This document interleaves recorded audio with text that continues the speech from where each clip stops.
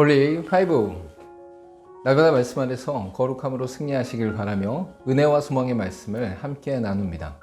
1년 1독을 기준으로 하루 서너 장의 말씀에 대해 간략히 소개하고 함께 나누고 싶은 말씀을 전합니다. 하나님의 은혜 안에서 날마다 거룩한 파이팅을 외치며 승리하시길 바랍니다. 오늘 하루 우리가 함께 읽을 말씀은 시편 77편에서 79편까지의 말씀입니다. 77편에서는 절망적인 위기에 처한 시인이 자신의 슬픈 현실에 대해 하나님께 아뢰며 은혜의 회상을 하면서 위안을 얻는 시입니다. 각자 자신이 감내할 수 없는 핍박에 직면할 때에 이미 베풀어 주신 하나님의 은혜를 기억하며 용기를 얻을 수 있습니다. 먼저는 고통 속에서 하나님께서 등을 돌리신 것으로 여기는 개인의 사사로운 심경을 토로하며 탄식하고 있습니다. 이어서 자신의 절망에 대해 과거 이스라엘 역사 속에서 있었던 하나님의 기적적인 능력을 통해 위안을 받습니다. 시인을 통해 나타난 하나님을 의심하는 듯한 물음과 씨름은 진리를 탐구하고 찾기 위한 몸부림으로 볼 수 있습니다. 또한 고통스러운 상황 속에 매몰되지 않고 하나님은 어떤 분이신가를 바르게 정립하고 신뢰하면서 회복될 수 있습니다. 78편은 역사적 시편으로 분류된 것 중 첫 번째 시로서 이스라엘 백성에 대한 교훈을 목적으로 쓰인 지혜시입니다. 단순히 역사에 대한 회고에 그치지 않고 역사 철학을 제공하며 이스라엘이 가져야 할 하나님과의 지혜로운 관계를 다루고 있습니다. 먼저는 이스라엘이 열조의 패역한 전철을 밟지 않기 위해 하나님의 역사적 교훈에 귀 기울이고 후손에게 전합니다. 이어 하나님의 은혜에 대해 이스라엘의 역사 속에서 하나님을 멸시하고 다른 길로 가서 진노를 당했음을 말하고 있습니다. 그럼에도 불구하고 하나님은 다윗을 선택하여 이스라엘을 하나님의 거룩한 백성으로 양육하고 돌보셨습니다. 이스라엘 역사 속에서 하나님을 향해 불평하는 모습과 하나님을 슬프게 하는 모습을 철저히 직면하도록 하고 있습니다. 79편은 74편과 병행되는 시로서 애가의 성격을 띠고 있으며 바벨론 침공으로 인한 멸망의 때를 다루고 있습니다.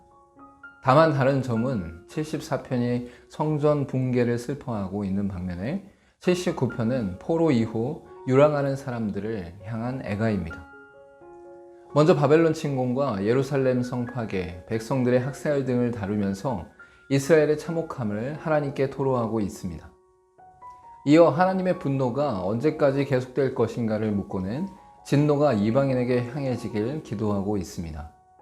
또한 고통의 원인을 불신앙에서 찾았고 하나님의 영광을 위해 구원해 주실 것을 구하는 기도의 성격으로 갖고 있습니다.